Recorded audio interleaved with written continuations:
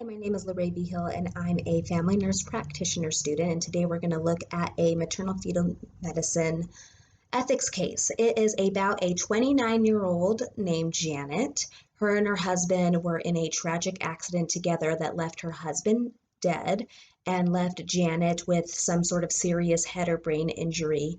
Um, and coincidentally enough, this accident occurred when they were leaving the OBGYN office that confirmed that she was pregnant. And the only acknowledgement we have of the pregnancy is a text message that she sent to her parents.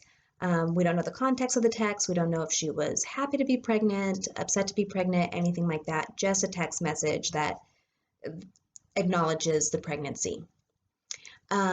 Here it says, her physicians now say a month after the accident, the best one could hope for is continuation for some time in a persistent vegetative state. So that is her prognosis.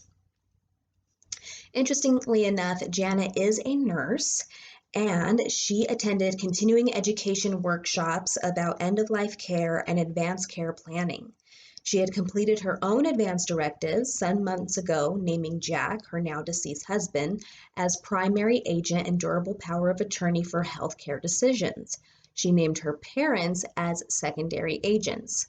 And it clearly says in this legal notarized document, if somehow I end up in anything like a PBS, from which I am not apt to recover, I do not want my life to be extended by means of medically assisted nutrition and hydration, ventilator, or life support.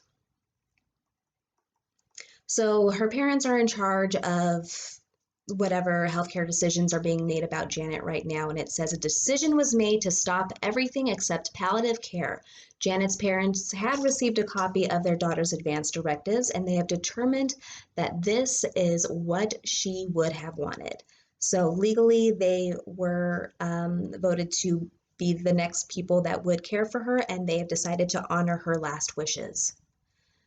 Coincidentally, again, that evening, before the night before she was supposed to be moved to a hospice unit, a resident physician notices in the patient's chart that Janet is pregnant, probably about 9 weeks along. So she was in a car accident. The only people that would have known about the car accident are the grandparents, and they never piped up to say, what about the baby? Also, Janet has been in the hospital for about 1 month now, and it has been completely missed on assessment by the physicians and the hospital that she is pregnant. This could be a serious issue because in the state of Kansas, a woman's health care directives about withholding or withdrawal of life-sustaining procedures in a terminal condition may not legally be in effect while pregnant. So they suggest perhaps an ethics consultation and postponing her transfer of care. So if they were to postpone her transfer of care and keep this woman alive in order to keep the fetus alive, I mean, that could mean a tracheostomy, that could mean a feeding tube, that could mean everything that goes against this woman's legal documentation that says that she just wouldn't want that sort of care. So and what's interesting is the law. I mean, the Kansas law basically says that a pregnant woman's healthcare treatment declaration is invalid while pregnant. I think ethically, this is an encroachment from the government on women's rights. I don't think that pregnancy should be a reason why a legal document as far as life support would make it invalid. And also it says, ought someone to be a surrogate for Janet's fetus?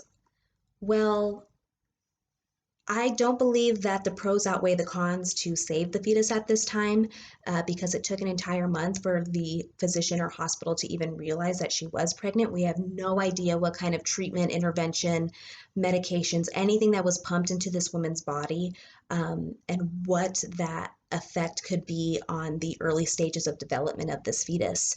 So, I mean, ethically, if I were her parents, I would say to stick with what the patient wanted. It's legally documented. She's in a permanent vegetative state. It's not what she'd have wanted. And I think that they need to honor those advance directives put in place by Janet before her accident.